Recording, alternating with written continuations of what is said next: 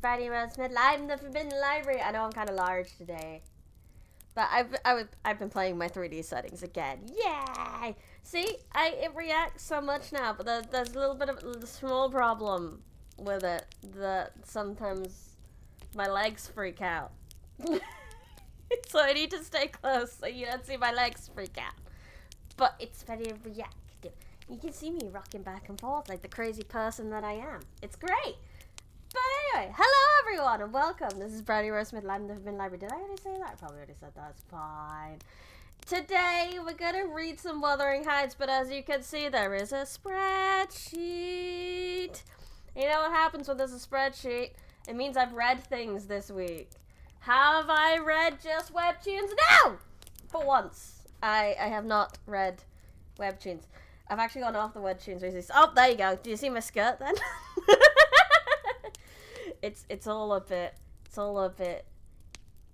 But I was getting really annoyed the last few Sunday streams that it's not as reactive as I want it to be sometimes. I want you to be able to see my movements. But now it's doing that and it's so funny. It's fine though. It's fine. As soon as I get to be more unhinged. I also can do something really funny with this. I need to zoom out slightly for this, just for fun. I also need to hide the 100 books. It's gonna get in the way of this beauty that I can do. I can be like, hey, what you typing there? I can get closer. Can like lean in on you. Be like, what you doing over there? I hope it's nothing naughty. It's very fun. Too much fun. This is why I'm living with the scuff of whatever that is. See? That? It sometimes thinks I'm doing like frog legs even though I'm just sitting down. It's not designed for being sat down, apparently. It also makes me look like I'm leaning in a lot when I need to like sit back. Like a proper lady. Lady. 3D Bridie might be too powerful. I am too powerful. My legs are freaking out. I can zoom in. I can watch you. You can't get away with shit while I'm around. I'ma see everything you do. But anyway, I did say I read some books. I need my phone because I can't remember the name. So I read one comic and 2 mangas. I finally am starting to get through that manga pile of mine.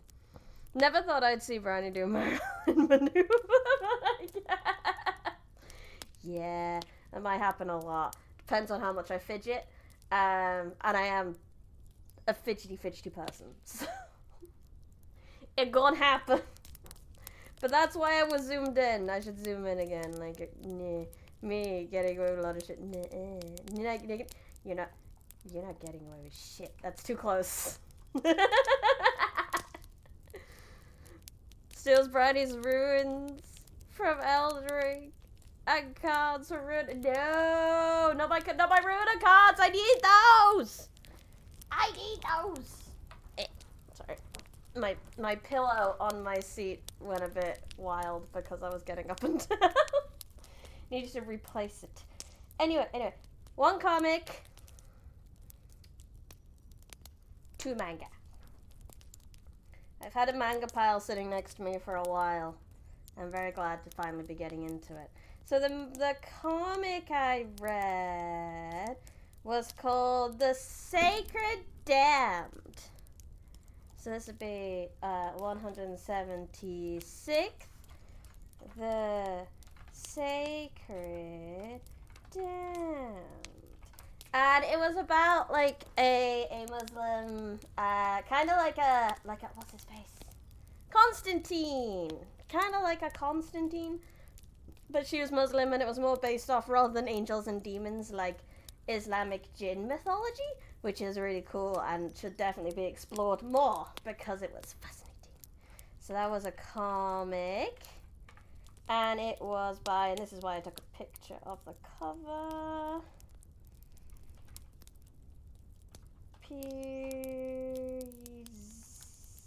Pirzada. I never know if these are the same names if it's just someone's full name or multiple names. So I'm just gonna write all the names, and hopefully it's fine. Briazza Walsh, Griffin, Carey. It sounded like this could be a series easily enough, but I think it was only a standalone. So I'm gonna put standalone. Hello, Scarlet Silver Eye, and welcome. Dan. Yes. Okay, 1 second. I'm just gonna quickly mute. You may have already caught him, though. Super secret. T-Fairy knowledge.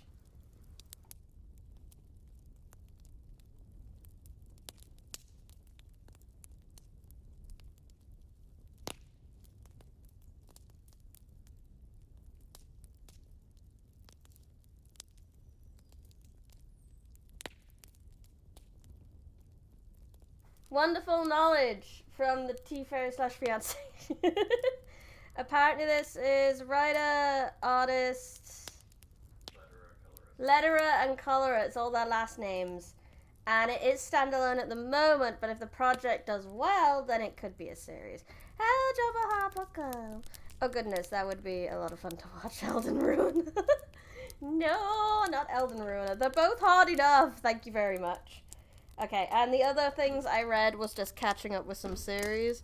I have spent a while trying to get my hands on the most recent Black Belt. Oh my god. I am hot. Jesus Christ. Oh god, no, we're gonna have to go back. We're gonna have to go back to just upper body. Oh my god, no, we can't be doing that. No, no, no, no. You missed it. It's fine. Just, it's fine. I have shorts on. It's all good. No, no, no. We're not doing that. Okay, we're back. We're back. I tried a thing, but it just freaked out really badly. 177. Black Butler volume 33. With 33 volumes in on this bitch, and I still love it. It's great. It's a manga, and it's by Yana Toboso, and it is a series. It is a series, but it is the latest volume. So there's no other volumes after this, and that makes me sad. I need more. Nah. We need to shut down all the blood farms. Yeah, Black Belt is still great. It's getting more anime. It's had, ever since that second season ended, we've had Book of Circus, Book of the Atlantic. I can't remember what they called the school arc, but we've had that recently, and then we're getting Green Witch soon. It's so good. I love it. At the moment in the manga, they're taking down blood farms because there's zombies that need blood, and therefore they need to take down the blood farms. And it's great. 10 out of 10. 178 is another wonderful one. Coast Reaper Girl. This is volume 4 I read of this one, which is kind of like a spoopy magical girl thing. It's not edgy magical girls. It's that she just gets possessed by ghosts and shit and has a lot of like Lovecraft mythos in it. It's not edgy. It's more shonen and like actiony, but it is definitely a magical girl series, and I cannot be convinced otherwise. Replace the blood with tomato sauce. There was one where they did replace it with pig blood, but they did figure that out really fast. That's actually what happened in that volume, actually. You just described what happened in the volume. Problem is they figured out it was pig's blood, and the dude nearly died for it. So that wasn't that great. Aki yeah. Series. Okay, so that nearly 180. So that brings us, that was 3 more I just read. This one. So So that brings 2. 9,822. We're doing a lot. We're going a lot faster since I started reading webtoons. It's been going a lot faster. To be fair, I read Lore Olympus a while ago, so that one had to be on there. And every time we do an SCP Patreon stream, I get a big boost then as well. I get that. Someone almost died when they replaced my coffee with pig's blood. Oh no! That's very, very mean. And every time I publish something, I get a bit of a boost too. So we're getting there, slowly but surely. Slowly but surely. It'd be nice if we could maybe get to 200. 200 books read by it before Christmas. I doubt it. I will really have to speed up, but wouldn't it be nice? Wouldn't it be nice? I'm kidding, I don't drink coffee. Good! I assumed you were kidding. I say I assumed. The internet, the world is a wild place. I just hoped. I hoped you were kidding. We can but pray that you were kidding. Okay. Now we've had some shenanigans and we've updated our books. It is time to read the current book, in which some stuff happened. A dude moved into a house, and then he went to go meet the owners that he was renting from. Oh, I gotta stretch 1 second. Oh no, I'm gonna change a thing first. Okay. Worth it. And hydrate. I did just finish my tea not long ago, so I'm gonna say that was my hydrate for a minute ago, but hello to Polo Wolf, welcome. So, a dude moved into a house. He went to go see the owners of said house at their estate called the Wuthering Heights. A dude moved into a house, everything went wrong. Everyone in this Wuthering house was awful. He thought he saw a ghost. He went home and he asked his maid about it, and his maid has all the juicy gossip, you see. So his maid is absolutely spilling the tea about their history. Their history includes picking up a street rat in Liverpool, which caused a lot of strife within their family. Eventually, the master who picked up said street rat in Liverpool did pass away, leaving his son that hated said street rat from Liverpool in charge, so that street rat from Liverpool basically became a servant in the house. He's lucky he wasn't kicked out, really, to be honest. His sister, Miss Catherine, was an absolute menace and loves the street rat from Liverpool. Problem is that she needs to be a high-class lady, because she is a lady. So she fell in love with a guy who lives in the house that the guy in the present lives in, and she's gonna marry him. She doesn't really want to marry him though. She's like, well, if I marry him for his money and then I support my street rat from Liverpool that I love, then everything will be fine, right? That's how love works. We marry for convenience and we love on the side. Yeah. I dislike that I can't finger gun so well. No, where's the other thing? It's not, a solitary finger gun is not enough to get the point across. Yeah, there we go. So that's about where we're up to, and I'm honestly impressed I could describe it that well. Now we're continuing with the tea. The tea is continuing to be spilt, as we see what Miss Catherine's shenanigans lead her to today.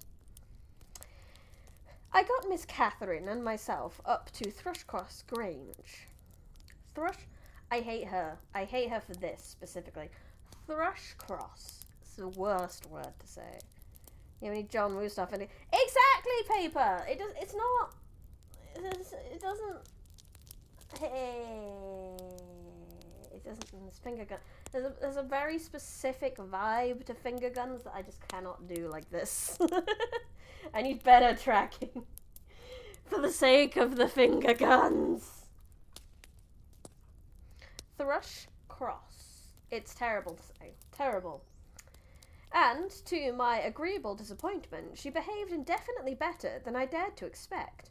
She seemed almost over-fond of Mr. Linton, and even to his sister she showed plenty of affection.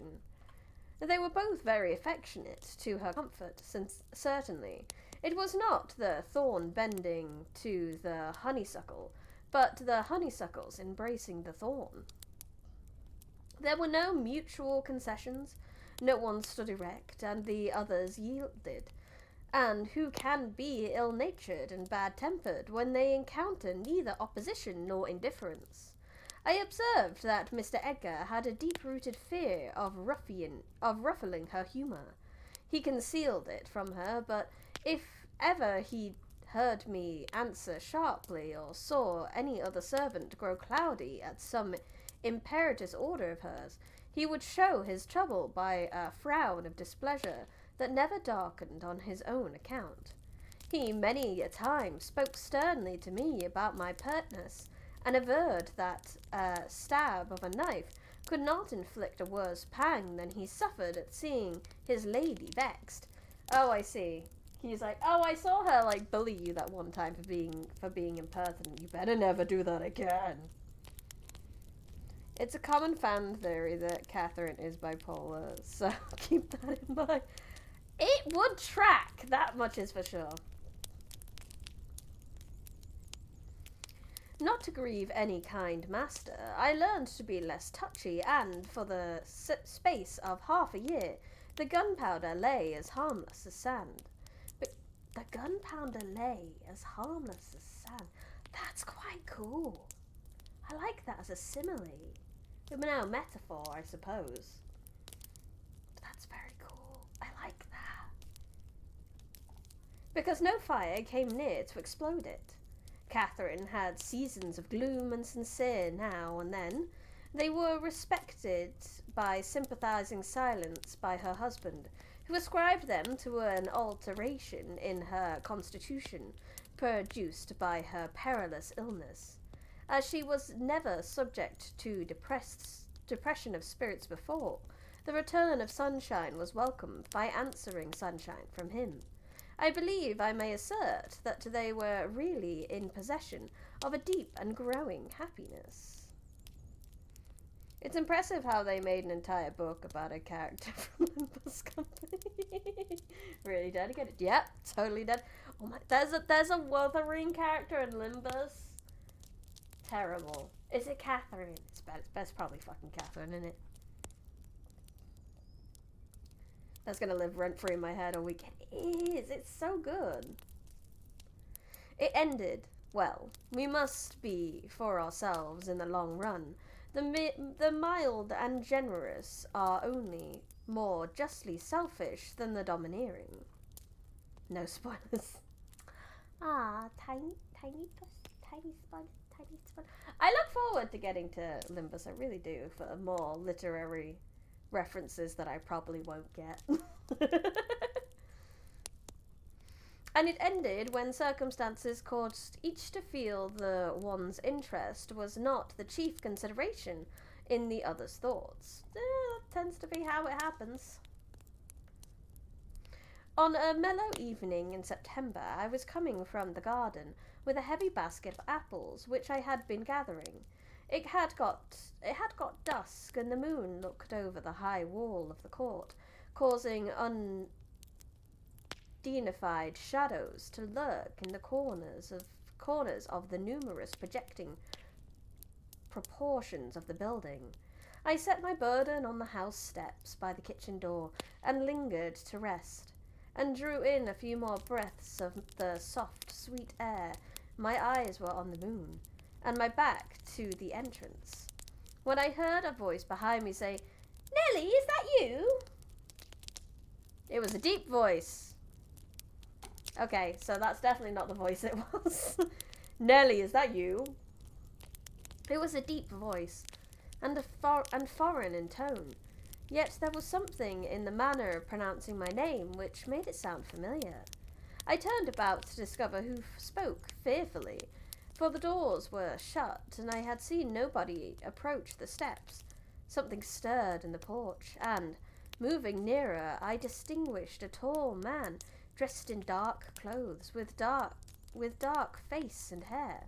He leaned against the side and held his fingers on the latch, as if intending to open for himself. Who can it be? I thought. Mr. Earnshaw? Oh no, the voice has no resemblance to his. High-pitched voice. I mean, it said a deep voice after I read it. I just assumed it was going to be Catherine. Peak brain reading. I have waited here an hour, he resumed, while I continued staring, and the whole of that time all around has been as still as death. I dare not enter. You do not know me. Look. You do not know me. Look, I am not a stranger. A ray fell on his features. The cheeks were shallow and half covered with black whiskers, the brows lowering, the eyes deep set and singular. I remembered the eyes. What? I cried, uncertain whether to regard him as a worldly visitor. I restrained my hands in amazement. What? You come back? Is it really you, is it? Yes, Heathcliff, he replied, glancing from me up to the windows, which reflected a score of glittering moons, but showed no light from within. Are they at home? Where is she? Nelly, you are not glad. You needn't be so disturbed. Is she here? Speak. I want to have a word with her. Your mistress, go, and say some person from Glimmerton desires to see her. How will she take it? I exclaimed. What will she do? The surprise bewilders me. It will put her out of her head. And you are Heathcliff, but altered. Nay, there's no comprehending it. Have you been for a soldier? Go and carry my message, he interrupted impatiently. I'm in hell till you do. Gee, Nelly, I wonder who the strange dark man is. Not that you know anyone who looks like that. But it's been a very long time. He ran away a long time ago, to be fair. He lifted the latch and I entered. But when I got to the parlour where Mr. and Mrs. Linton were, I could not persuade myself to proceed. At length I resolved on making an excuse to ask if they would have the candles lighted, and I opened the door. They sat together in a window whose lattice lay back against the wall, and displayed beyond the garden trees, and the wild green park, the valley of Glimmerton, with a long line of mist winding nearly to its top. For very soon after you pass the chapel, as you may have noticed, the sow that runs from the marshes joins a beck which follows the bend of the glen. Wuthering Heights rose above this silvery vapour, but our old house was invisible. It rather dips down on the other side, both the room and its occupants, and the scene they gazed on looked wondrously peaceful.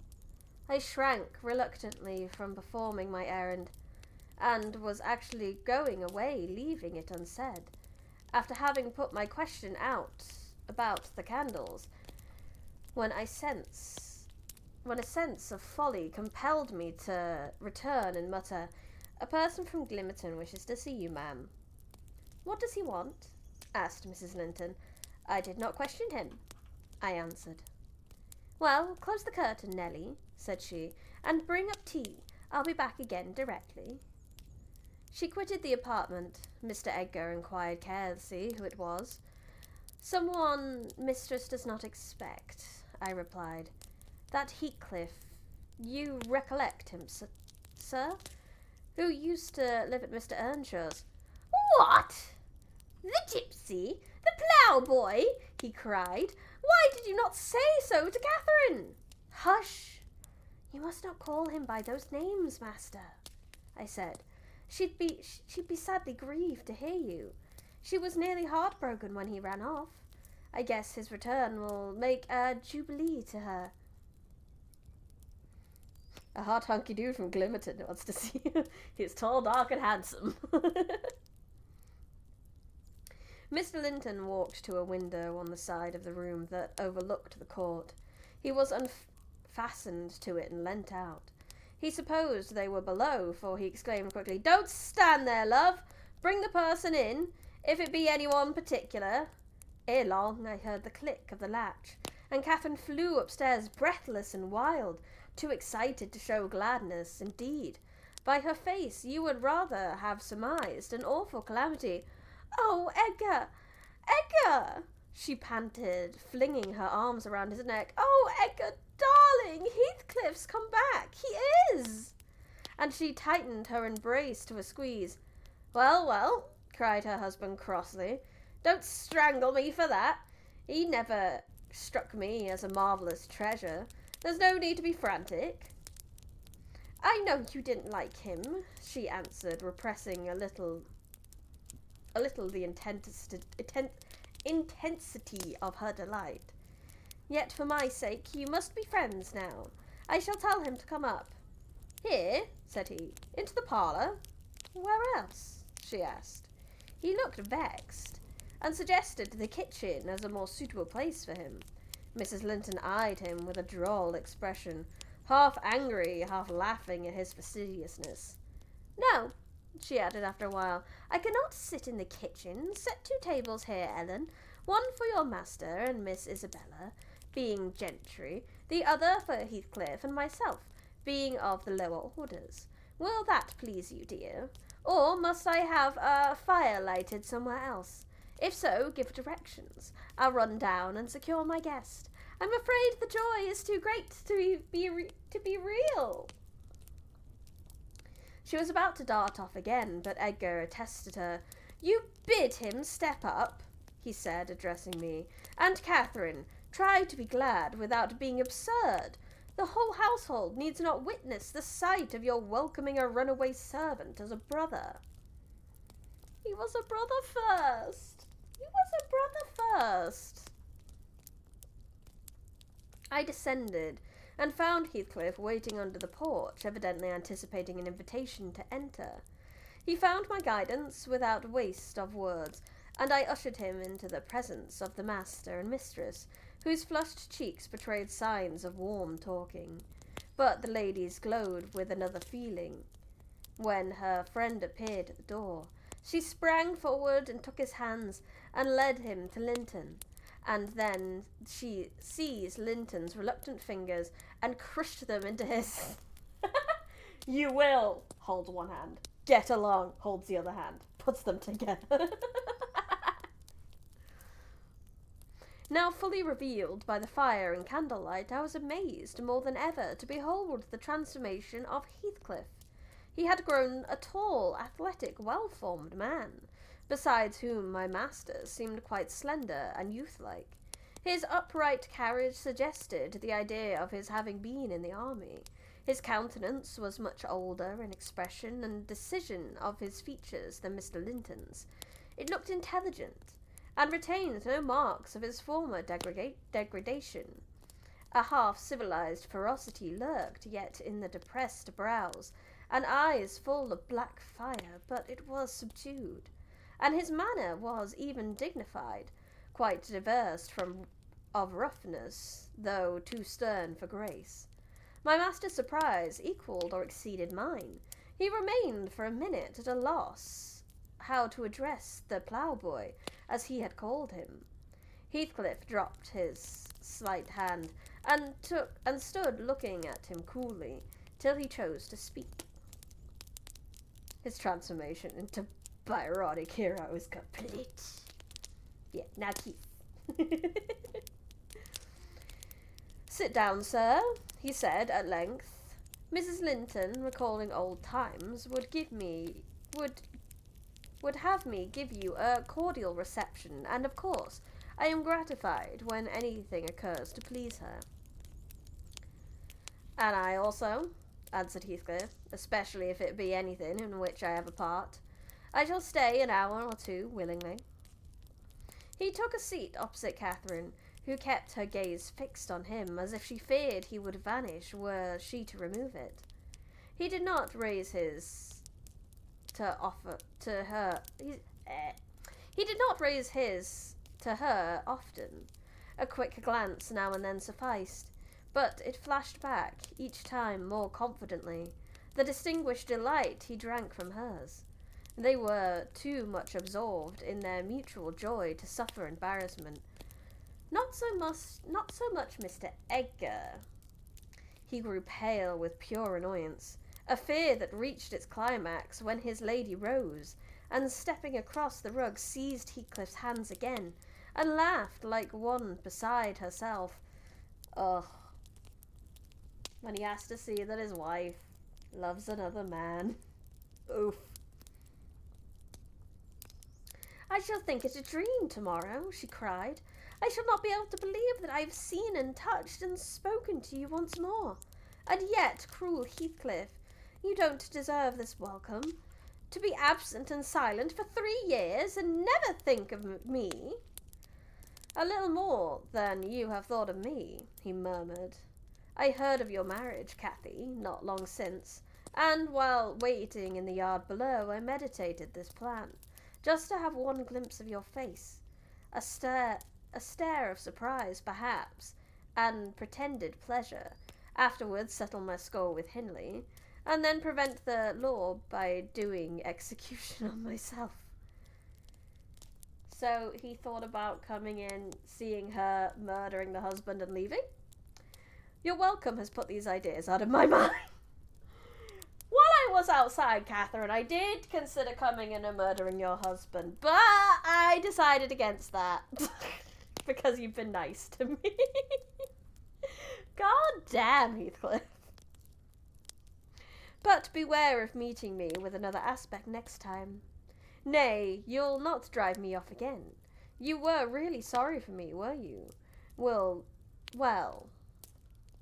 there was cause. I fought through a bitter life since I last heard your voice, and you must forgive me, for I struggled only for you. Yeah, he said a murder-suicide. He was going to come in, murder Hindley, and then kill himself before the law could get it. Wuthering Heights!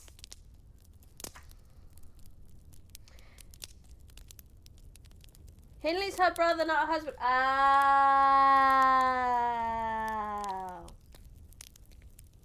Either way, Wuthering Heights. Yeah, Hindley kind of does deserve to go. Not that it makes it better. It really does. It makes it a little more understandable. Heathcliff is such a hater out of him. He is a petty bitch. And it's great. We love a petty bitch. Petty queen. Catherine, unless we are to have cold tea, please come to the table, interrupted Linton, striving to preserve his ordinary tone and due measure of politeness. Mr. Heathcliff will have a long walk, wherever he may lodge tonight, and I am thirsty. She took her post before the urn, and Miss Isabella came summoned by the bell. Then, having handed their chairs forward, I left the room. The meal hardly endured 10 minutes. Catherine's cup was never filled. She could neither eat nor drink. Edgar had made a slop in his saucer, and scarcely swallowed a mouthful. Their guest did not protract his stay that evening above an hour longer. I asked, as he departed, if he went to Glimmerton. No, to Wuthering Heights, he answered. Mr. Earnshaw invited me when I called this morning. Mr. Earnshaw invited him, and he called on Mr. Earnshaw. I pondered this sentence painfully after he was gone, as he turned out a bit of a hypocrite, and coming into the country to work mischief under a cloak. I mused. I had presentiment on the bottom of my heart that he had better have remained away. He is the embodiment of it's not about the money, it's about sending a message. Yes. About the middle of the night, I was wakened from my first nap by Mrs. Linton, gliding into my chamber and taking a seat on my bedside, and pulling me by the hair to rouse me. Bro! God, that's so rude. Why would you pull someone's hair at night? Pulling hair is mean. Don't do that.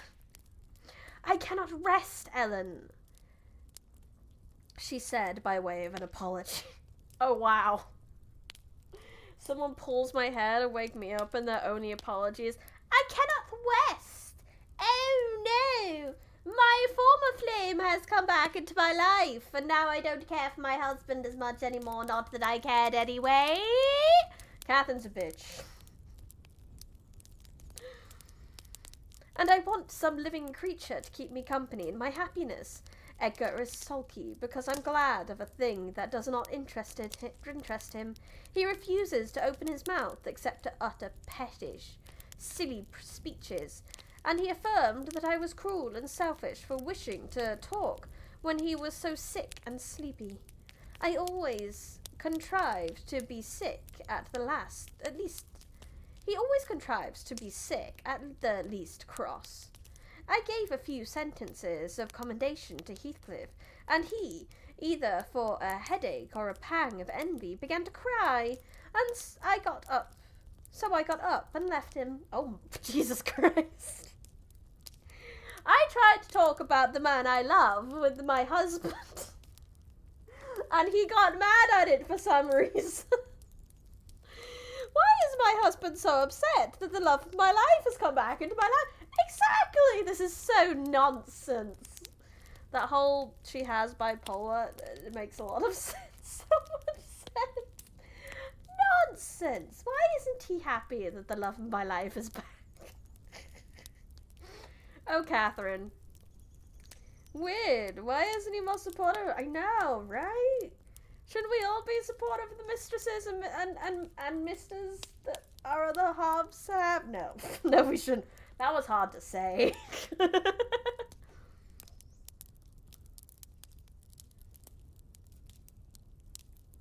What use is it praising Heathcliff to him? I answered.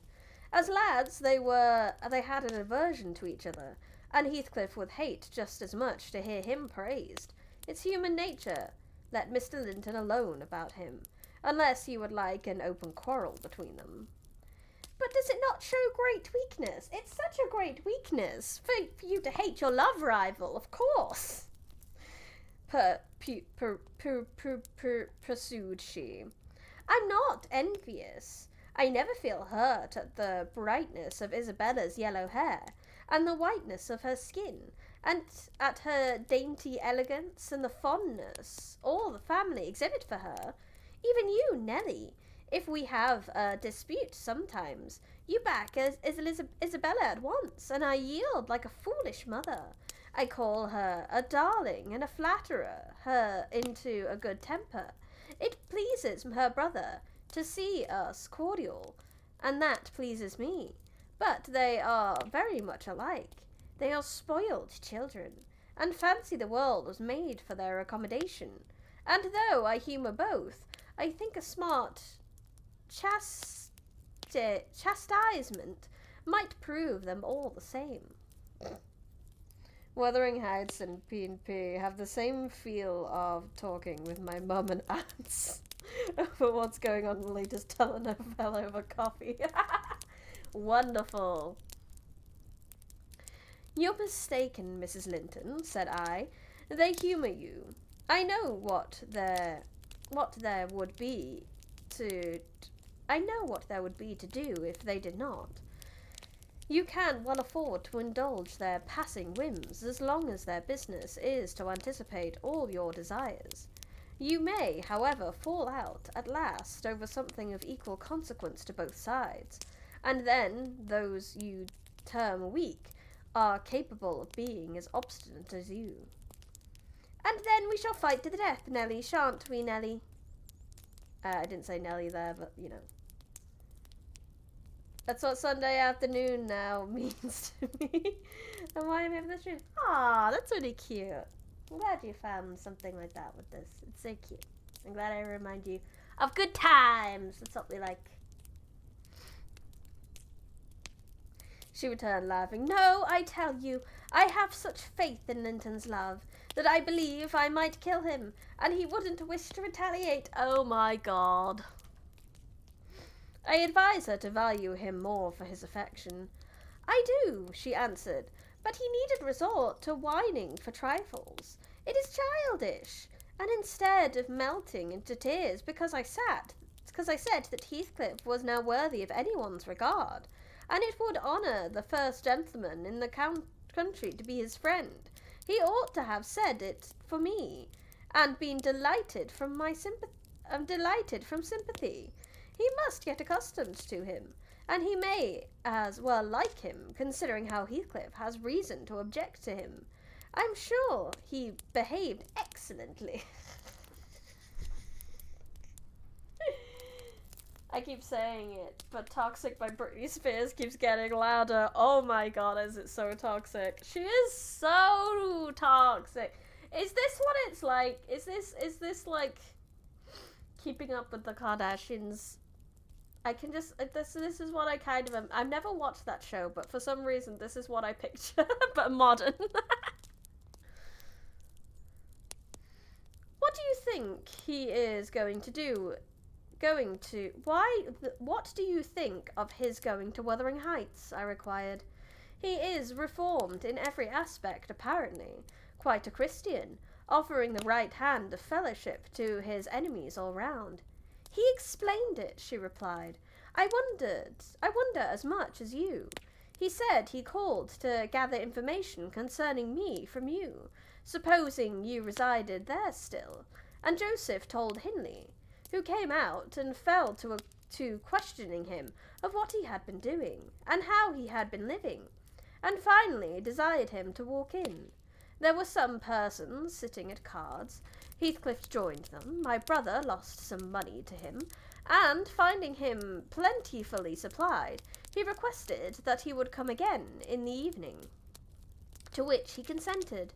Hindley is too reckless to select his acquaintance prudently. He doesn't trouble himself to reflect on the causes he might have for mistrusting one whom he has basely injured. But Heathcliff affirms his principal reason for resuming a conversation with his ancient persecutor is a wish to install himself in quarters at a walking distance from the Grange, and an attachment to the house where we lived together, and likewise a hope that I shall have more opportunities of seeing him there than I could have if he settled in Glimmerton. He means to offer liberal payment for permission to lodge at the Heights, and doubtless my brother's covetous will prompt him to accept the terms. He was always greedy, though what he grasps with one hand he flings away with the other. If Keeping Up with the Kardashians was anything like this, I'd actually watch it. I have no idea, honestly. I just felt like if there was any modern equivalent to like some kind of drama family, that was probably the best we got. It's a nice place for a young man to fix his dwelling in, said I. I have no fear of the consequences, Have you no fear of the consequences, Mrs. Linton?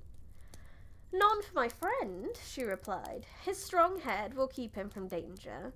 A little for Hindley, but he can't be made morally worse than he is, and I stand between him and bodily harm. The event of his evening has reconciled me to God and humanity. I had risen in angry rebellion against Providence. Oh, I've endured very, very bitter misery, Nelly.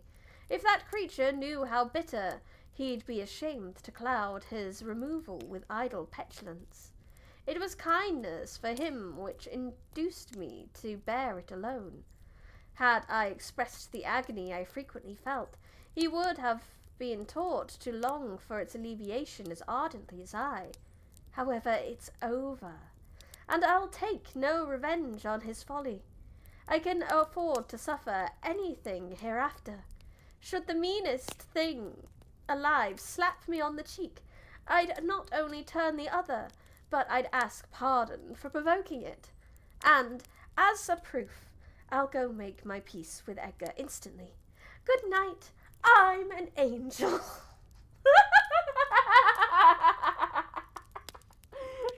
What was that? A whole thing? Oh my god. I am an angel. Sure, Catherine, sure. The modern equivalent would be telenovelas and soap operas, like Boris said. That's true. Did telenovelas have... maybe I asked this question before. But do they have wild Christmas specials that... I know telenovelas are always wild. But are they... do they get wilder at Christmas like ours do? Or on any, like, holidays for you? Because ours do. Soaps always get more wild at Christmas. Or someone dies. Or someone's been revealed as someone else's secret brother. That sort of crap. That tends to be when the big reveals happen. I'm worried. I'm worried. I don't know if telenovelas do the same. And like I said, I'm pretty sure I asked this question and I've forgotten.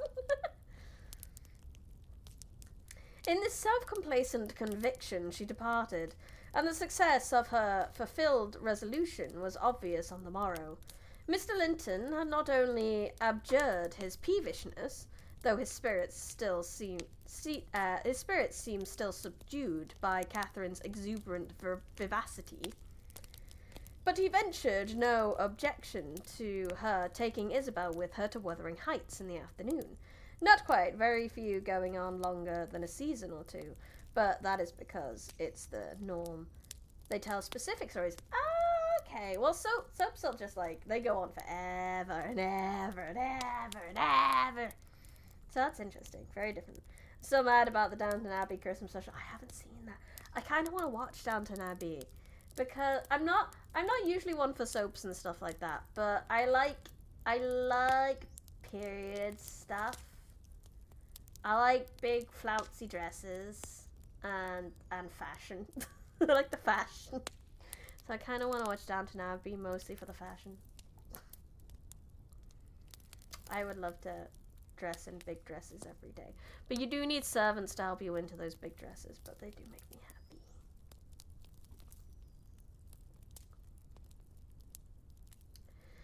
And she was rewarded him with such a summer of sweetness and affection in return as made the house a paradise for several days, both master and servants profiting from the perpetual sunshine. Heathcliff, Mr. Heathcliff, I should say in future, used the liberty of visiting at Thrushcross Grange cautiously at first. He seemed estimating how far its owner would bear his intrusion. Catherine also deemed it judicious to moderate her expression of pleasure in receiving him, and he gradually established his right to be expected. He retained a great deal of the reserve for which his boyhood was remarkable, and that served to repress all startling demonstrations of feeling. My master's uneasiness experienced a lull, and further circumstances diverted it into another channel for a space. This new source of trouble sprang from the anticipated misfortune of Isabella Linton evidencing a sudden and irresistible attraction towards the Tower-to guess. Oh no, the sister got a crush. Oh lordy, oh lordy, oh no. That's a powder keg waiting to happen. She was, at the time, a charming young lady of 18, infantile in manners, though possessed of keen wit, keen feelings, and a keen temper too, if irritated. Her brother, who loved her tenderly, was appalled at this fantastic preference, leaving aside the degradation of an alliance with a nameless man, and the possible fact that his property, in default of heirs male, might pass into such one's power. He had sense to comprehend Heathcliff's disposition, to know that though his exterior was altered, his mind was unchanged and unchangeable and unchanged. Gunpowder's not going to be sand for long. Oh, it's not. Oh, lordy. And he dreaded that mind. It revolted him. He shrank forebodingly from the idea of committing Isabella to its keeping. He would have reconciled still more. He had been aware that her attachment rose unsolicited, and was bestowed where it awakened no repropriation of sentiment. For the minute he discovered its existence, he laid the blame on Heathcliff's deliberate designing. No, definitely not. Heathcliff only has eyes for Catherine. He wouldn't be seducing a child. Maybe. We had all remarked during some time that Miss Linton fretted and pined over something. She grew cross and wearisome, snapping at and teasing Catherine constantly. At the imminent risk of exhausting her limited patience, we excused her to a certain extent on the plea of ill health. She was dwindling and fading before our eyes, but one day, when she had been perpetually wayward, rejecting her breakfast, complaining that the servants did not do what she told them, that the mistress would allow her to be nothing in the house, and Edgar neglected her, that she had caught a cold, with the doors being left open, and we let the parlour fire go out on purpose to vex her, with 100 yet more frivolous accusations. Mrs. Linton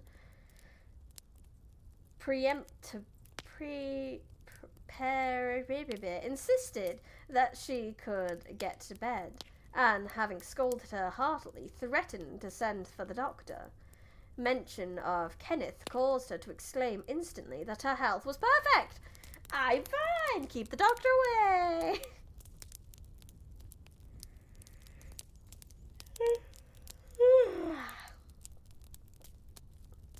And it was only Catherine's harshness which made her unhappy. How can you say I am harsh, you haughty fondling? Cried the mistress, amazed at the unreasonable assertion. You are surely losing your reason. When have I been harsh? Tell me. You literally were just harsh then. You called her a naughty fondling. Like, what even is that? Okay, so you sent me down a rabbit hole about telenovelas. From the ones I grew up with, there were anywhere from 70 to 200 episodes that aired during the weekdays, and going until the story was told. That's cool. Yeah, Phantom. Would you recommend Downton Abbey? Obviously, a lot of people have watched it, and we've heard many a good thing. But do we have a chat recommendation? Yesterday, Isabella sobbed. And now? Yesterday, said her sister-in-law. On what occasion? On our walk along the moor. You told me to ramble where I pleased. You sauntered on with Mr. Heathcliff. And that's your notion of harshness, said Catherine, laughing. It was no hint that your company was superfluous. We didn't care whether you kept with us or not. I merely thought Heathcliff's talk would have nothing entertaining for your ears. Oh, no, wept the young lady. You wished me away because you knew I liked to be there. Is she sane? Asked Mrs. Linton, appealing to me. I'll repeat our conversation word for word, Isabella, and you point out any charm it could have had for you. I don't mind the conversation, she answered. I wanted to be with... Well, said Catherine, perceiving her hesitate to complete the sentence. With him. I won't always be sent off, she continued, kindling up. You are a dog in the manager, Cathy, and desire no one to be loved but yourself.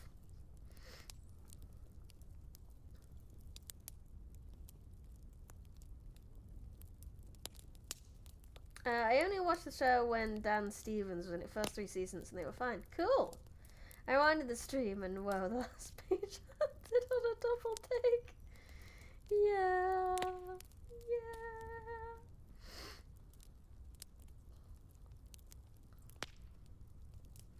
You are an impertinent little monkey, exclaimed Mrs. Linton, surprised. But I'll not believe this idiocy. It is impossible that you can convert the admiration of Heathcliff, that you consider him an agreeable person. I hope I have misunderstood you, Isabella. No, you have not, said the infatuated girl.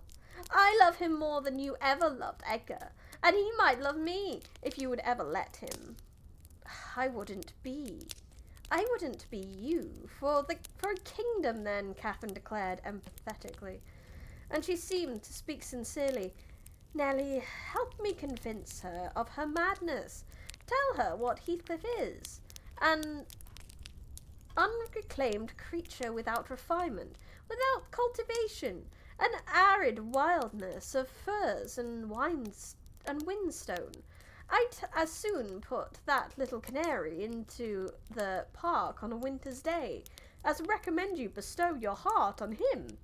It is implorable ignorance of his character, child, and nothing else, which makes that dream enter your head. Pray don't imagine that he conceals depths of benevolence and affection beneath a stern exterior.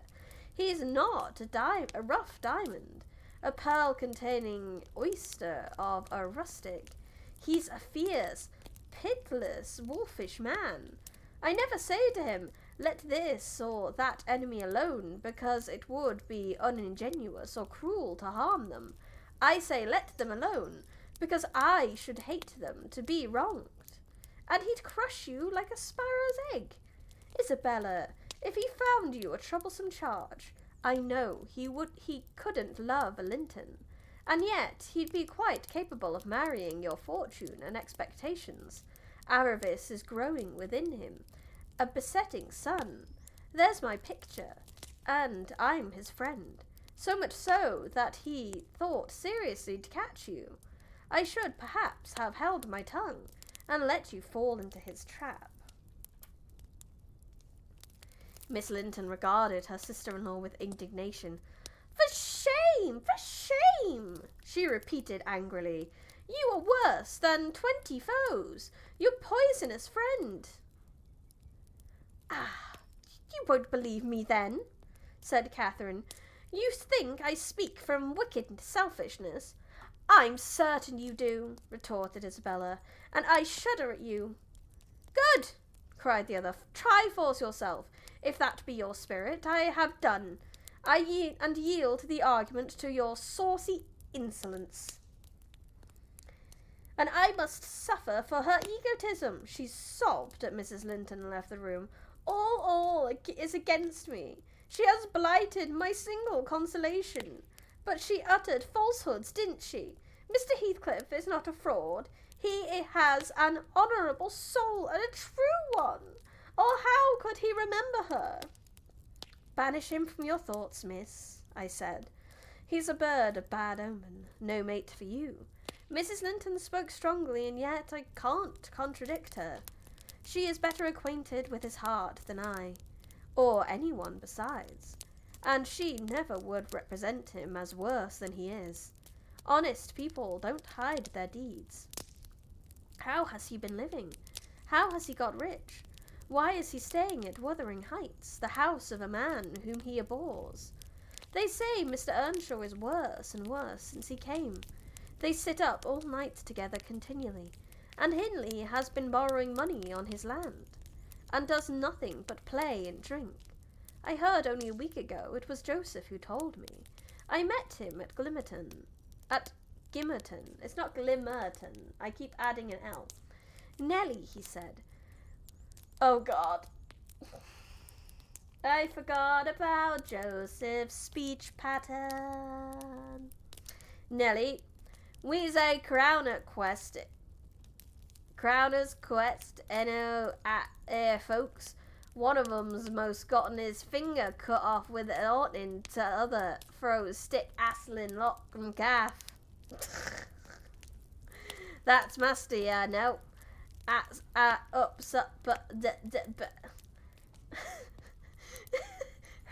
supposed to read that?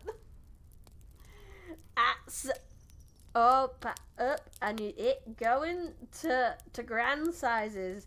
He's not fit up to beaches or judges. nor than Paul, nor Peter, nor John, nor Matthew, nor none, gotten not he. Such a way with words, he do. He fair likes, he langs to set up his brazen face again him. And yon bonny lad, Heathcliff, you mind, he's a rare un. He can grin and laugh as well as anybody at a right divil's jest. Does he never say now of his fine livings among us when he goes to Grange?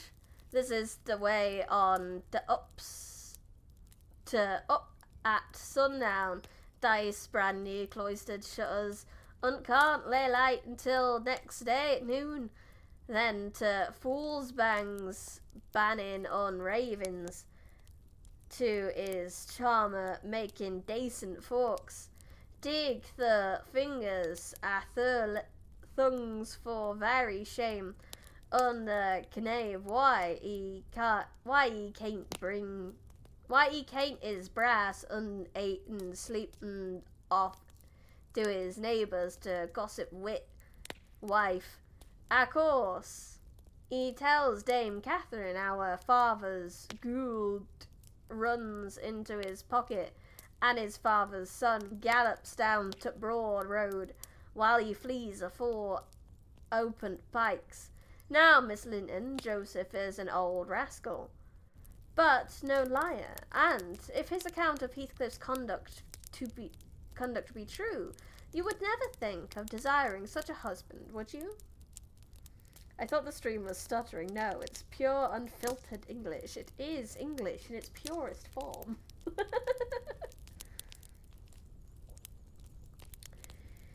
You are leagued with the rest, Ellen, she replied. I will not listen to your slanders. Whatever malice you must have to wish to convince me that there is no happiness in the world. Oh, teenagers.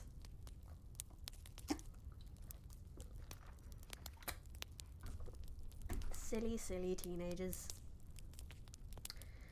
Whether she would have got over his fancy if left to herself, or persevered in nursing it perpetually, I cannot say. She had little time to reflect. The day after, there was a justice meeting at the next town.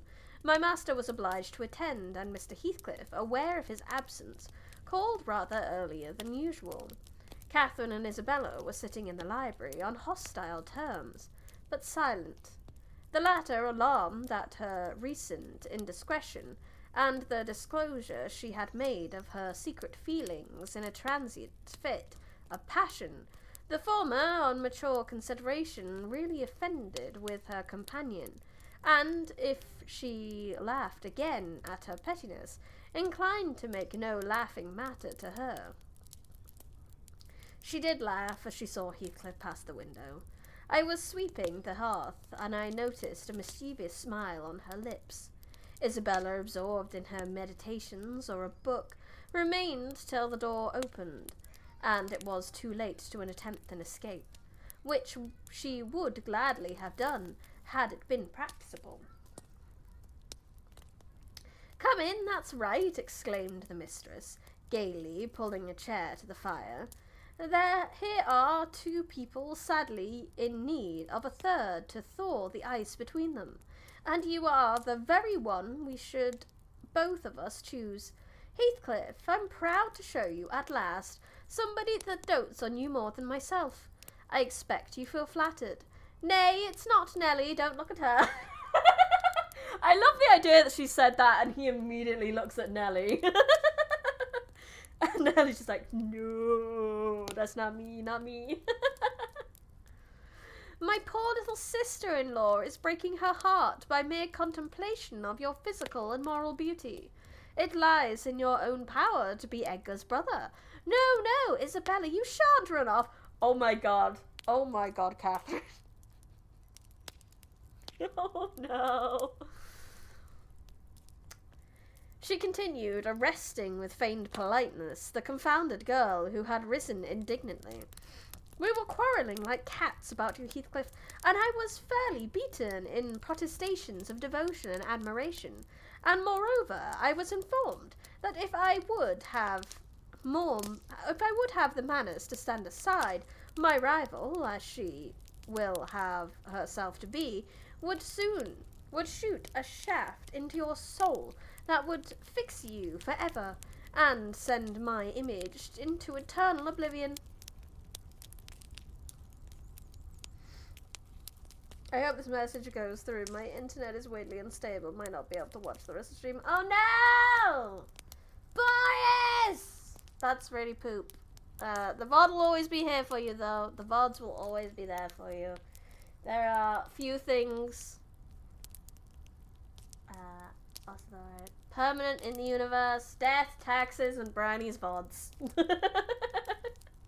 Well, actually, no. The internet and YouTube. But shh.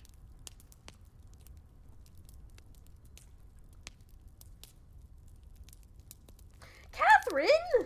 Said Isabella, calling up her dignity and disdaining to struggle from the tight grasp that held her. I'd thank you to adhere to the truth and not slander me, even in joke. Mr. Heathcliff, be kind enough to bid this friend of yours release me. She forgets that you and I are not intimate acquaintances, and what amuses her is painful to me beyond expression. She's embarrassing me, Mom, sister-in-law. As the guest answered nothing but took his seat, and looked thoughtfully indifferent what sentiments she cherished concerning him, she turned and whispered an earnest appeal for liberty to her tormentor. By no means, cried Mrs. Linton in answer. I won't be named a dog in the manager again. You shall stay, now then. Heathcliff, why don't you evidence satisfaction at my pleasant news? Isabella swears that the love Edgar has for me is nothing to what she entertains for you. I'm sure she made some speech of the kind. Did she not, Ellen? And she has fasted ever since the day before yesterday's walk, from sorrow and rage that I dispatched her out of your society under the idea of its being unacceptable. I think you belie her, said Heathcliff, twisting his chair to face them. She wishes to be out of my society now, at any rate. And he stared hard at the object of discourse, as one might do at a strange repulsive animal, a centipede from the Indies, for instance, which curiosity leads one to examine in spite of the aversion it raises. The poor thing couldn't bear that. She grew white and red in rapid succession, and while tears beaded her lashes, bent the strength of her small fingers to loosen the firm clutch of Catherine, and perceiving that, as fast as she raised one finger off her arm, another closed down, and she could not remove the whole together, she began to make use of her nails, and their sharpness presently ornamenting the detainers with crescents of red. There's a tigress, exclaimed Mrs. Linton, setting her free, and shaking her hand with pain. Begone, for God's sake, and hide your vixen face. How foolish to reveal those talons to him. Can't you fancy the conclusions he'll draw? Look, Heathcliff, they are instruments that will do execution. You must beware of your eyes. Yes, says the woman who pinched and attacked her servant and then was proposed to that day. That might be just a Linton thing. They might be into that. Maybe not for Heathcliff, though. I'd wrench them off her fingers if they ever menaced me, he answered brutally when the door closed after. But what did you mean by teasing the creature in that manner? Cathy? You were not speaking the truth, were you? I assure you I was, she returned. She has been dying for your sake several weeks, and raving about you this morning, and pouring forth a deluge of abuse, because I represent your failings in a plain light, for the purpose of mitigating her adoration.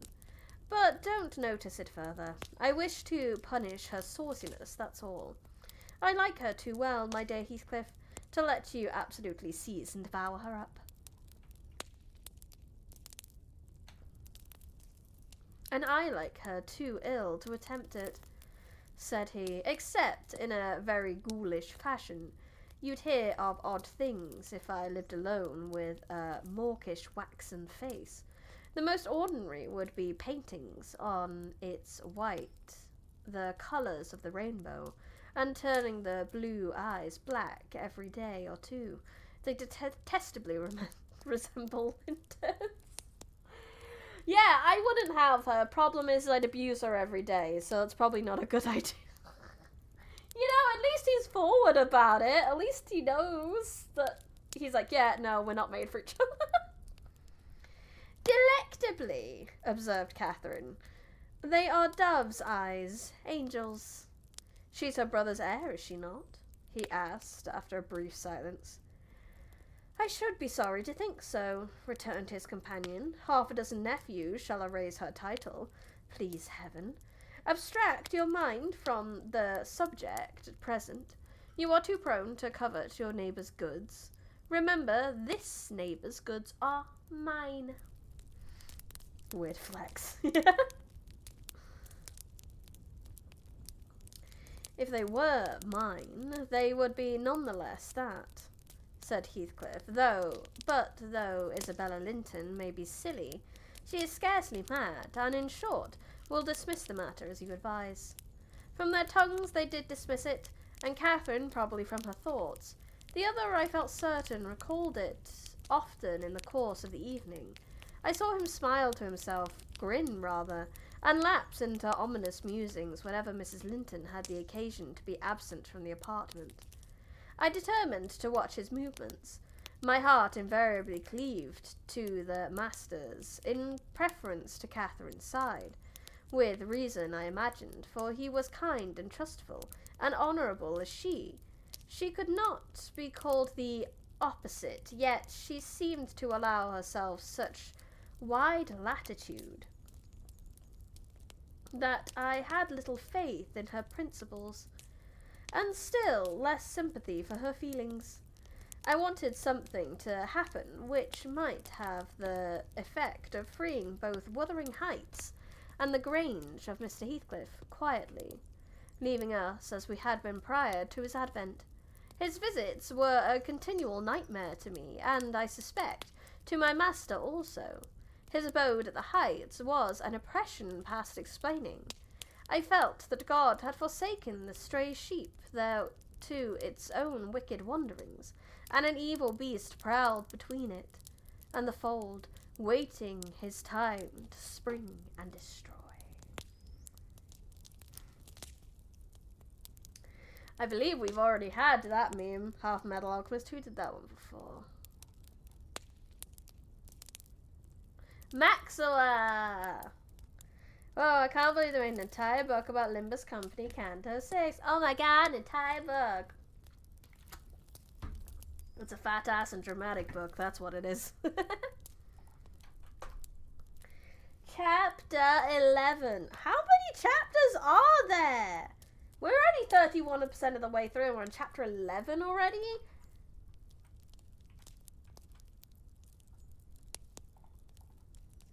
I want a table of contents. Oh my god. How many chapters is that? 34. 34 chapters. God damn, Wuthering Heights. God damn. But that's okay. Just means we have lots of content. It's great. Sometimes, while meditating on these things in solitude, I've gotten up in a sudden terror and put on my bonnet to go see how all was at the farm. I persuaded my conscience that it was a duty to warn him how people talked regarding his ways. And then I've recollected his confirmed bad habits, and hopeless of benefiting him, have flinched from re-entering the dismissal house. doubting if I could bear to be taken at my word. One time I passed the old gate, going out of my way on a journey to Gimmerton. It was about the period that my narrative has reached. A bright, frosty afternoon, the ground bare, the road hard and dry. I came to a stone where the highway branches off onto the moor at your left hand. A rough sand pillar with the letters WH cut on the north side of the east, G on the southwest, TG. It serves as a guidepost to the Grange, the Heights, and village. The sun shone yellow on its grey hand, reminding me of summer, and I cannot say why, but all at once a gush of child's sensations flowed into my heart. Hindley and I held it at a favourite spot 20 years before. I gazed long at the weather-worn block, and stooping down, perceived a hole near the bottom, still full of snail shells and pebbles, which we were fond of storing there with more perishable things. And, as fresh as reality, it appeared that I beheld my early playmate seated on the withered turf, his dark, square head bent forward, and his little hand scooping out of the earth with a piece of slate. Poor Hindley, I exclaimed involuntarily. I started. My bodily eye was cheated into a momentary belief that the child lifted its face and stared straight into mine. It vanished in a twinkling, but immediately I felt an irresistible yearning to be at the Heights.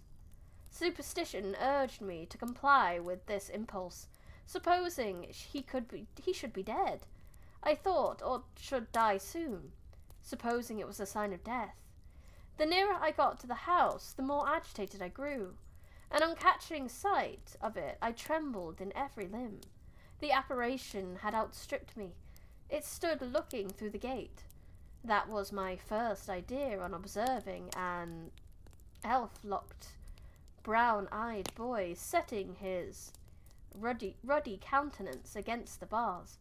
Further reflection suggested this must be Hareton. My Hareton! Not altered greatly since I left him 10 months since. God bless thee, darling! I cried, forgetting instantaneously my foolish fears. Hareton! It's Nelly! Nelly, thy nurse! He retreated out of arm's length and picked up a large flint. I am come to see thy father, Hareton, I added, guessing from the action that Nelly, if she lived in his memory at all, was not recognized as one with me. He raised his missile to hurl it. I commenced a soothing speech, but could not stay his hand.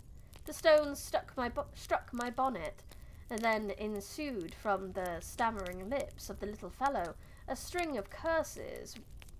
Whether he comprehended them or not, were delivered with practised emphasis, and distorted his baby features into a shocking expression of malignity. You may be certain this grieved more than angered me. Fit to cry, I took an orange from my pocket and offered it to probate him. He hesitated, and then snatched it from my hold, as if he fancied I only intended to tempt and disappoint him.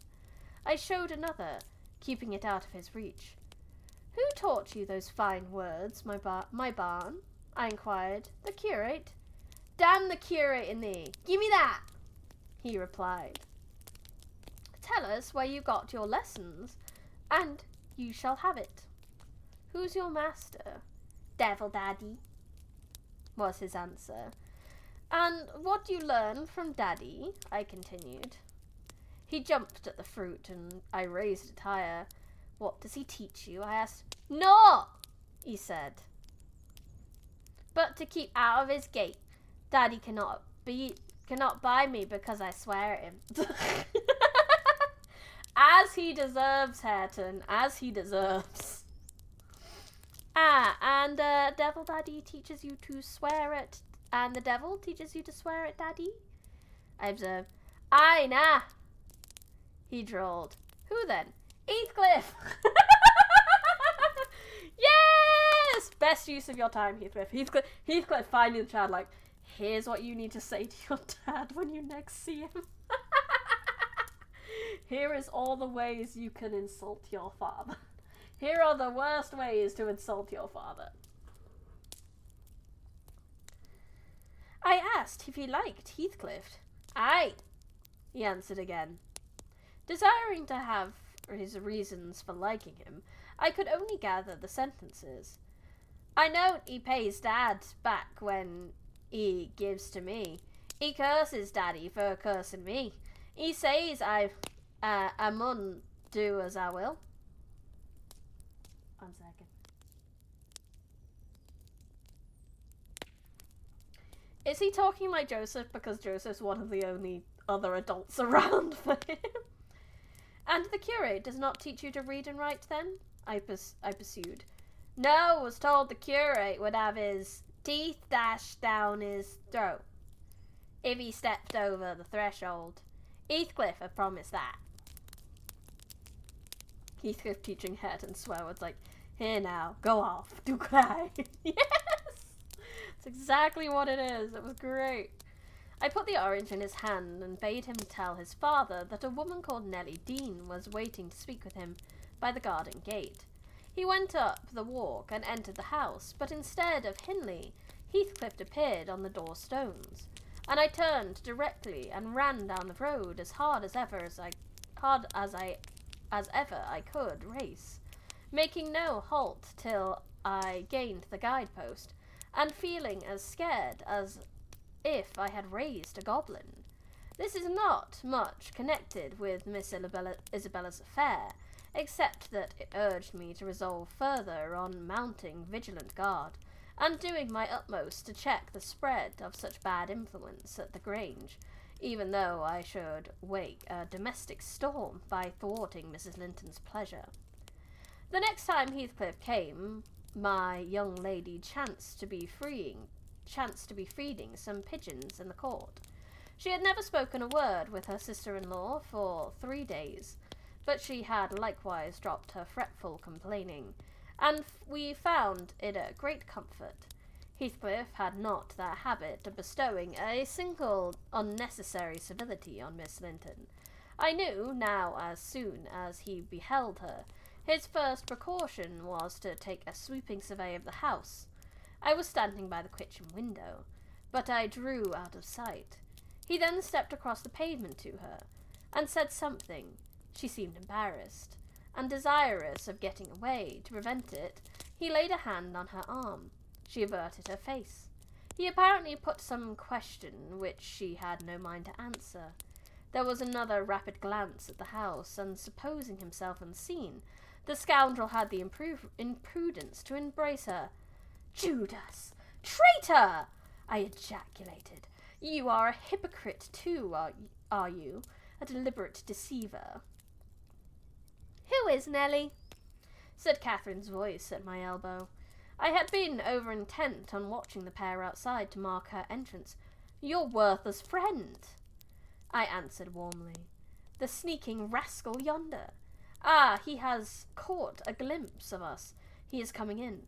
I wonder if you all have the heart to find a plausible excuse for making love to Miss, when he told you he had hated her." Naughty, naughty. Mrs. Linton saw Isabella tear herself free and run into the garden, and a minute after Heathcliff opened the door. I couldn't withhold giving some loose to my indignation, but Catherine angrily insisted on silence, and threatened to order me out of the kitchen if I dared be so presumptuous as to put in my insolent tongue. "To hear you, people might think you were the mistress," she cried. You want setting down in your right place. Heathcliff, what are you about, raising this stir? I said you must let Isabella alone. I beg you will, unless you are tired of being received here, and wish Linton to draw the bolts against you." "God forbid that he should try," answered the black villain. I detested him just then. God keep him meek and patient. Every day I grow madder after sending him to heaven. Hush, said Catherine, shutting the inner door. Don't vex me. Why have you disregarded my request? Did she come across you on purpose? What is it to you? He growled. I have a right to kiss her, if she chooses, and you have no right to object. I am not your husband. You needn't be jealous of me. Is that really your plan here, Heathcliff? Is that your plan? One second, I need to blow my nose.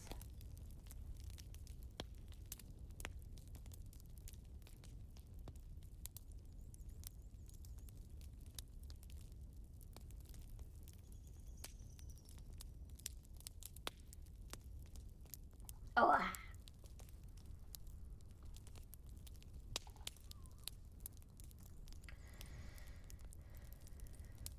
I am not jealous of you, replied the mistress. I'm jealous for you. Clear your face. You shan't scowl at me. If you like Isabella, you shall marry her. But do you like her? Tell the truth, Heathcliff. There. You won't answer. I'm certain you won't. And would Mr. Linton approve of his sister marrying that man? I inquired. Mr. Linton shouldn't approve, returned the lady decisively. He might spare himself the trouble, said Heathcliff. I could do as well without his approbation. And as to you, Catherine, I have a mind to speak a few words now, while we are at it. I want you to be aware that I know you have treated me infernally. Infernally! Do you hear? And if you flatter yourself that I don't perceive it, you are a fool. And if you think I can be consoled by sweet words, you are an idiot.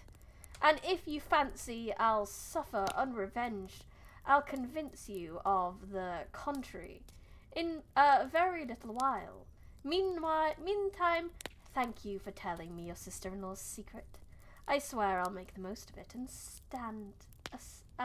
stand you aside. Heathcliff! No! Hi, kinda back. My partner has the stream on in the living room through a different device, and I'm chatting using the phone. What do we miss? Heathcliff laid the smooch on Catherine's sister-in-law. He seems to intend to use her crush to his advantage, because he's a dick. No. Heathcliff, no. What new phase of his character is this? Exclaimed Mrs. Linton in amazement. I've treated you infernally, and you'll take your revenge? How will you take it, ungrateful brute? How have I treated you infernally? I seek no revenge on you, replied Heathcliff less vehemently. That's not the plan. The tyrant grinds down his slaves, and they don't turn against him. They crush those beneath them. You are welcome to torture me to death for your amusement. Only allow me to amuse myself a little in the same style, and refrain from insult as much as you are able. Having levelled my palace, don't erect a hovel and complacently admire your own charity in giving me that for a home. If I imagined you really wished to marry Isabel, I'd cut my throat. Oh, the evil is that I am not jealous, is it? Cried Catherine. Well, I won't repeat my offer of a wife. It is as bad as offering Satan a lost soul. Your bliss lies, like his, in inflicting misery. You prove it. Edgar is restored from the ill temper he gave way to at your coming. I begin to be secure and tranquil, and you, restless to know us at peace, appear resolved on exciting a quarrel. Quarrel with Edgar, if you please, Heathcliff, and deceive his sister. You'll hit on exactly the most efficient method of revenging yourself on me. The conversation ceased.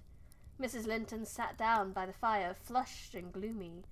The spirit which served her was growing intractable. She could neither lay nor control it. He stood on the hearth with folded arms, brooding on his evil thoughts. And in this position I left them to seek the master, who was wondering what kept Catherine below so long. "Ellen," said he when I entered, "have you seen your mistress?" "Yes, she's in the kitchen, sir," I answered. "She's sadly put out by Mr. Heathcliff's behaviour, and indeed I do not think it's time to arrange his visits on another footing. There's harm in being too soft, and now it's come to this." And I related the scene in the court, and, as near as I dared, the whole subsequent dispute. I fancied it could not be very prejudicial to Mrs. Linton, unless she made it so afterwards, by assuming the defensive for her guest. Edgar Linton had difficulty in hearing me to the close. His first words revealed that he did not clear his wife of blame. Yes, I mean, she is the one that brought him in the house. "This is insufferable," he exclaimed. "It is disgraceful that she should own him for a friend, and force his company on me. Call me 2 men out of the hall. Ellen, Catherine shall linger no longer to argue with the low ruffian. I have humoured her long enough." He descended, and bidding the servants wait in the passage, went, followed by me, to the kitchen. Its occupants had recompensed their angry discussion. Mrs. Linton, at least, was scolding with renewed vigour. Heathcliff had moved to the window, and hung his head somewhat cowed by her violent rating, apparently. He saw the master first, and made a hasty motion that should be silent, which she obeyed abruptly on discovering the reason for his intimidation. "How is this?" said Linton, addressing her. "What notion of propriety must you have to remain here, after the language which has been held to you by that blackguard?" "I suppose because it is his ordinary talk, you think nothing of it. You are habituated to his baseness, and perhaps imagine I can get used to it too." "Have you been listening at the door, Edgar?" asked the mistress in a tone particularly calculated to provoke her husband, implying both carelessness and contempt of his irritation. Heathcliff, who had raised his eyes at the former's speech, gave a sneering laugh at the latter, on purpose, it seemed, to draw Mr. Linton's attention to him. He succeeded, but Edgar did not mean to entertain him with any high flights of passion. "I've been so far forbearing with you, sir," he said quietly. "Not that I was ignorant of your miserable, degraded character, but I felt you were only partly responsible for that. And Catherine, wishing to keep your acquaintance, I requested, foolishly. Your presence is a moral poison that would contaminate the most virtuous for that cause, and to prevent worse consequences, I shall deny you hereafter admission into this house, and give notice now that I require your instant departure. 3 minutes' delay will render it involuntary and ignominious." Heathcliff measured the height and breadth of the speaker with an eyeful of derision. "Cathy, this lamb of yours threatens like a bull," he said. "It is in danger of spitting its skull against my knuckle. By God, Mr. Linton, I'm mortally sorry that you are not worth knocking down." My master glanced towards the passage and sighed me to fetch the men. He had no intention of hazarding a personal encounter. I obeyed the hint, but Mrs. Linton, suspecting something, followed when I attempted to call them. She pulled me back, slammed the door, and locked it. "Fair means," she said, in answer to her husband's look of angry surprise.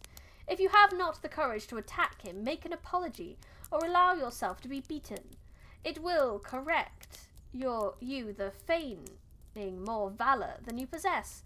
No, I swallow the key before you shall get it. I am delightfully rewarded for my kindness to each, after constant indulgence of one's weak nature, and the other's bad one. I earn for thanks 2 samples of blind ingratitude, stupid, and absurdity. Edgar, I was defending you and yours, and I wish Heathcliff may flog you sick for daring to think an evil thought of me. Jesus Christ, woman! Edgar, how dare you not fight for yourself, even though you are measured and actually know that you will probably get your ass handed to him. So you're like, yeah, I'll go get someone else, thank you. I know every character in this is an asshole, but I don't think Edgar's done that much wrong in his life. I think Edgar's okay. Edgar Linton, somewhat an okay character. Nellie's still the best, but Edgar Linton is second. He's not been great, but he's not been the worst. He was stupid enough to marry Kathy, though, to be fair. It did not need the medium of a flogging to produce that effect on the master. He tried to wrest the key from Catherine's grasp, and for safety she flung it into the hottest part of the fire, whereupon Edgar was taken with nervous trembling, and his countenance grew deadly pale. For his life he could not avert that excess of emotion. Mingled anguish and humiliation overcame him. He leant on the back of a chair and covered his face. Oh heavens, in the old days this would win you knighthood. In the old days this would win you knighthood. You know, back when men had spines. No, this one has a brain, Kathy, exclaimed Mrs. Linton. We are vanquished! We are vanquished! Heathcliff would as soon lift a finger to you as the king would march his army against a colony of mice. Cheer up! You shan't be hurt. Your type is not a lamb. It's a sucking leverant. I wish you joy of the milk-blooded coward, Kathy, said her friend. I compliment on your taste, and that is the salvering, shivering thing you preferred to me. I would not strike him with my fists, but I'd kick him with my foot, and experience considerable satisfaction. Is he weeping, or is he going faint, or for fear? The fellow approached, and gave the chair on which Linton rested a push. He'd better have kept his distance. My master sprang erect, and struck him full on the throat, a blow that would have levelled a slighter man. It took his breath for a minute, and while he choked, Mr. Linton walked out by the back door into the yard, and from thence to the front entrance. There!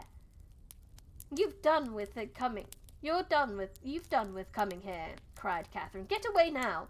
He'll return with a brace of pistols and 6 assistants. If he did overhear us, of course he'd never forgive you. You played me an ill, Heathcliff. But go, make haste. I'd rather see Edgar at bay than you. Do you suppose I'm going with that blow burning in my gullet? He thundered. By hell, no. I'll crush his ribs like a rotten hazelnut before I cross the threshold. If I don't floor him now, I shall murder him sometime. And so, as you value his existence, let me get at him. I compliment on your tastes. That and the rest of the paragraph is so aggressive. Imagine reading that at the time. It must have been shocking. It's already so good. So like I said, so aggressive.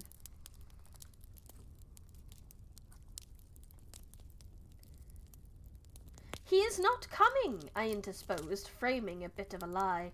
There's a coachman and the 2 gardeners. You'll surely not wait to be thrusted into the road by them.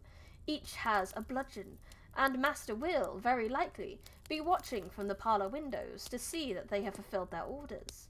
The gardeners and coachman were there, but Linton was with them. They had already entered the court. Heathcliff, on the second thoughts, resolved to avoid a struggle against 3 underlings. He seized the poker, smashed the lock from the inner door, and made his escape as they tramped in. He keeps going. Heathcliff is in the warpath, and no one can stop him. He really can't. Yeah, this book was considered extremely salacious at its time, especially being written by a woman. Oh my god, yeah, that's true. I suppose they couldn't even imagine a woman being so, like, aggressive at the time. Oh my god. Emily.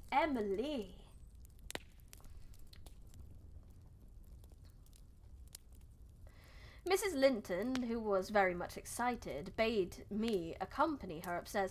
Again, I love the word excited, meaning actually generally kind of freaked out, not like excited for something to happen.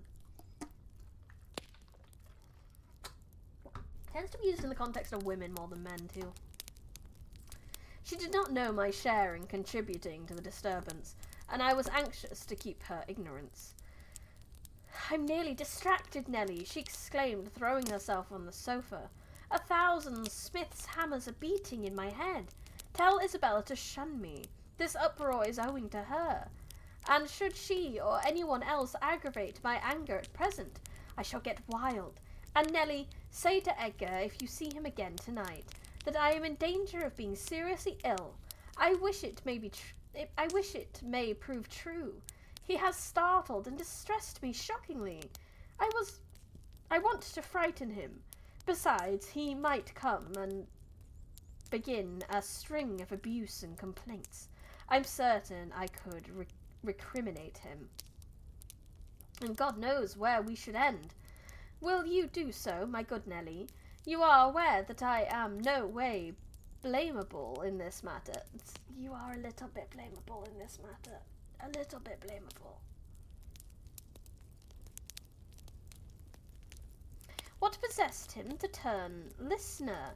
Heathcliff's talk was outrageous after you left us, but he could soon have diverted him from Isabella, and the rest meant nothing.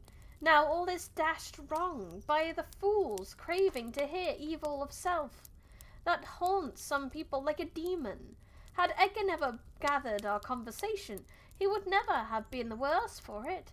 Really, when he opened on me, in that unreasonable tone of displeasure after I had scolded Heathcliff till I was hoarse for him, I did not care hardly what they did to each other, especially as I felt that, however the scene closed, we should all be driven asunder for nobody knows how long.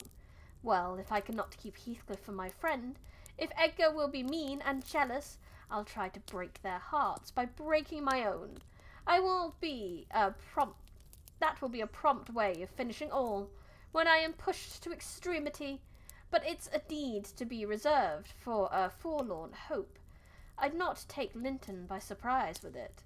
To this point he has been discreeting in dreading to provoke me. You must represent the peril of quitting that policy, and remind him of my passionate temper, verging when kindled on frenzy. I wish you could dismiss that apathy out of that countenance, and look rather more anxious about me.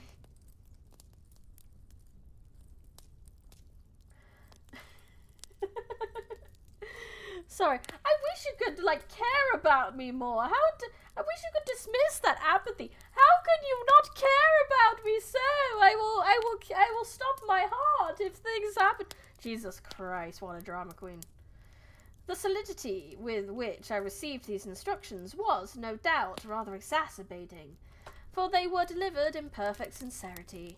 But I believed a person who could plan the turning of her fits of passion to account beforehand might be exerting her will, managed to control herself tolerably, even while under their influence. And I did not wish to frighten her husband, as she said, her multiplicity his annoyances for the purpose of serving her selfishness. Therefore I said nothing when I met the master coming towards the parlour, but I took the liberty of turning back to listen whether they would resume their quarrel together. He began to speak first. "Remain where you are, Catherine," he said, without any anger in his voice, but with much sorrowful despondency. "I shall not stay. I am neither come to wrangle nor to be reconciled, but I wish just to learn whether, after this evening's events, you intend to continue your intimacy with... Oh, for mercy's sake! interrupted the mistress, stamping her foot. For mercy's sake, let us hear no more of it now. Your cold blood cannot be worked into a fever. Your veins are full of ice water, but mine are boiling at the sight of such chillness. Makes them dance. To get rid of me, answer my question, persevered Mr. Linton. You must answer it. And that violence does not alarm me. I have found that you can be as social as anyone, as stoical as anyone, when you please. Will you give up Heathcliff hereafter, or will you give up me? It is impossible for you to be my friend and his at the same time, and I absolutely require to know which you choose. I require to be left alone, exclaimed Catherine furiously. I demand it. You don't see. I can scarcely stand. Edgar, you leave me. She rang the bell till it broke with a twang. I entered leisurely. It was enough to try the temper of a saint, such senselessness, wicked rages. There she lay, dashing her head against the arm of the sofa and grinding her teeth, so that you might fancy she would crash them into splinters. Mr. Linton stood looking at her in sullen compensation.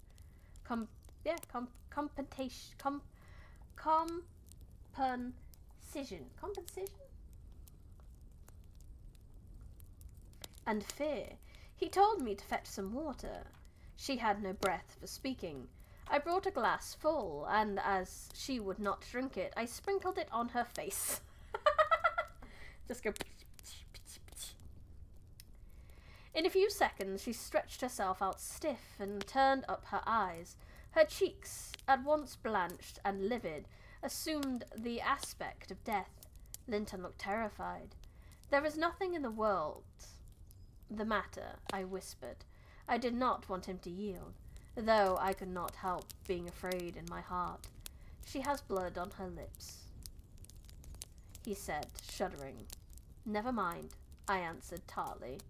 And I told him now she had resolved, previous to his coming, on exhibiting a fit of frenzy.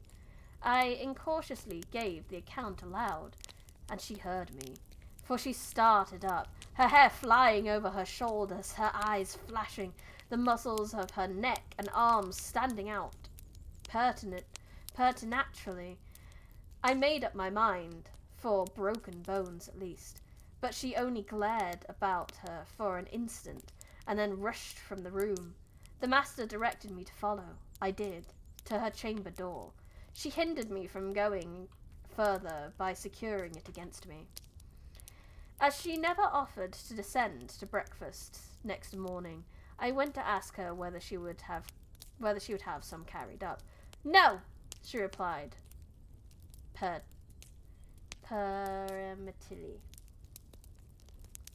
The same question was repeated at dinner and tea, and again on the morrow after, and received the same answer.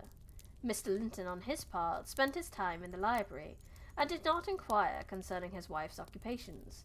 Isabella and he had an hour's interview, during which he tried to elicit from her some sentiment of proper horror for Heathcliff's advances, but he could make nothing of her evasive replies, and was obliged to close the examination unsatisfactory, adding, however, a solemn warning that if she were so insane as to encourage that worthless suitor, it would dissolve all bonds of relationship between herself and him. Honestly, best he could do for her.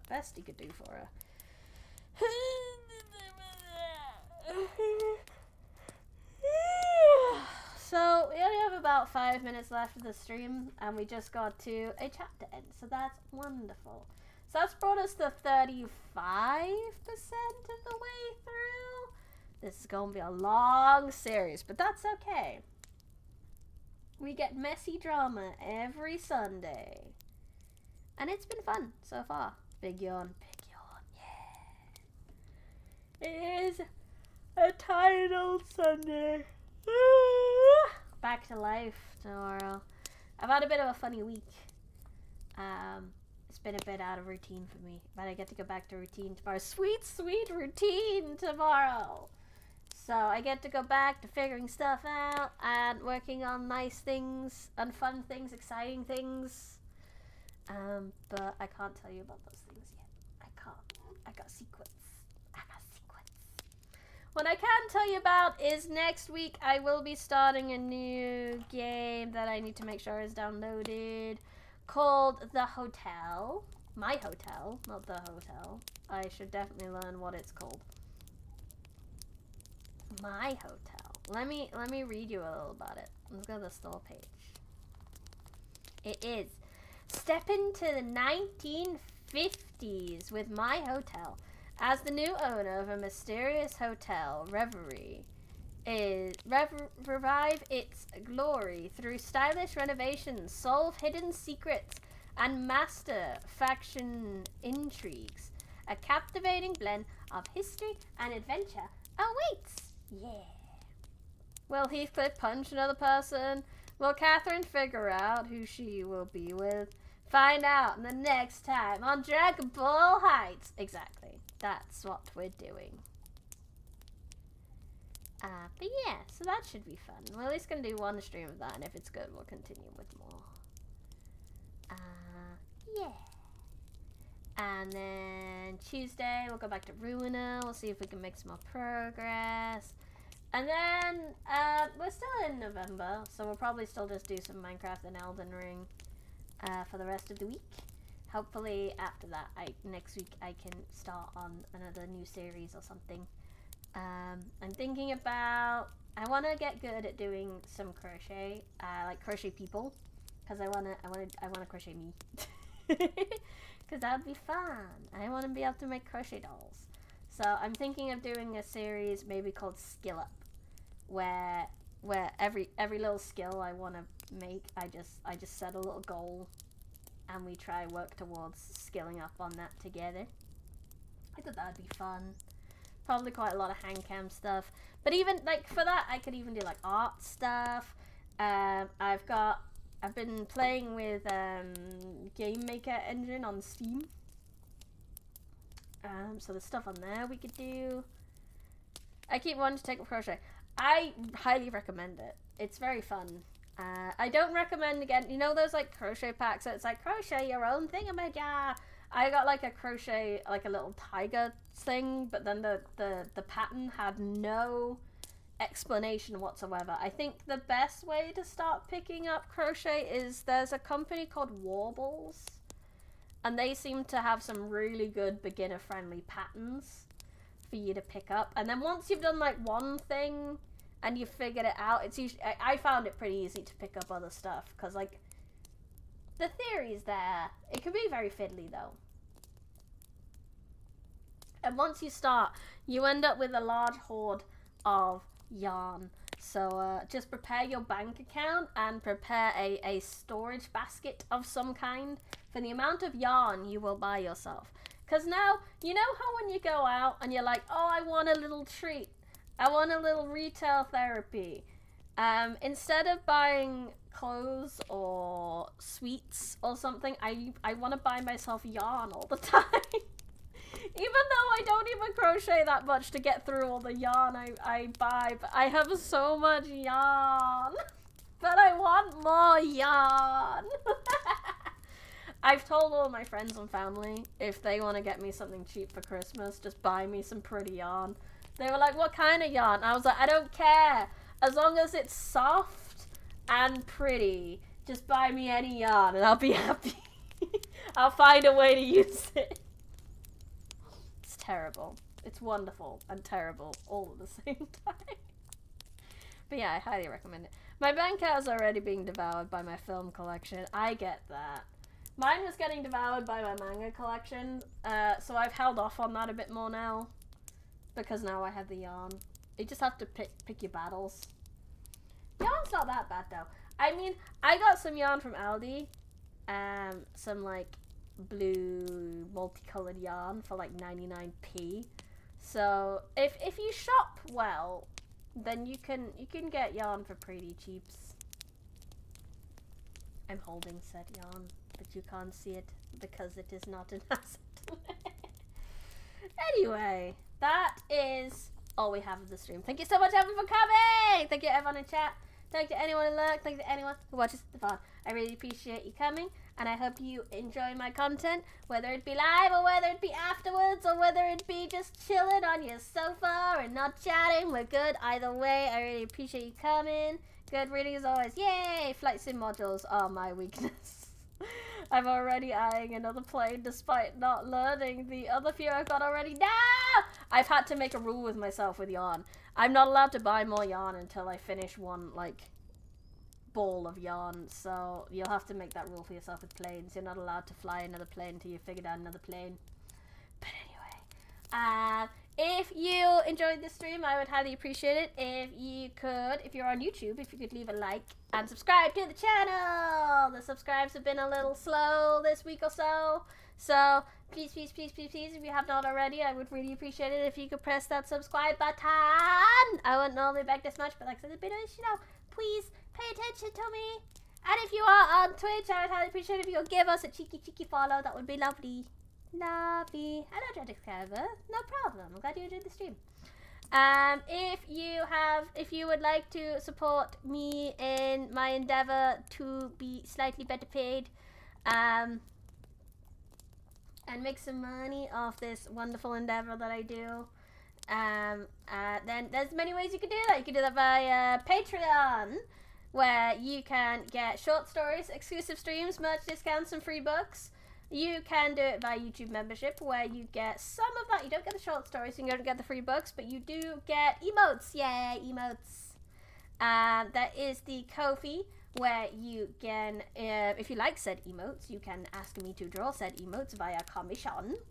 And you can also get small audiobooks in the shop. And last but not least is my merch store, where you can get ebooks, first edition copies of books that I've written, bookmarks, keyrings, t-shirts, a notebook, stickers, and a soft pillow. I've said this in the last few streams, I'm going to say it again. I am looking to do a little revamp of my merch store soon, to streamline it a little bit, because I feel like there's just a lot of stuff on there, and evidently no one is interested. So I'm gonna be taking a lot of stuff off soon. So if there's anything on my merch store that you've been thinking about, then you should probably get that order in the next few weeks.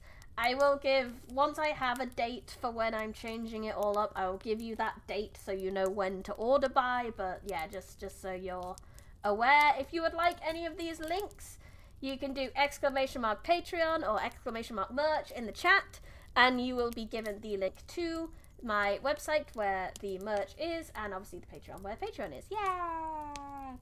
Other than that, once more, thank you so much, everyone, for coming. I'll be back tomorrow with my hotel, where we're going to we're going to go from the 1800s to the 1950s. It's going to be great. I'll see you then. I had fun.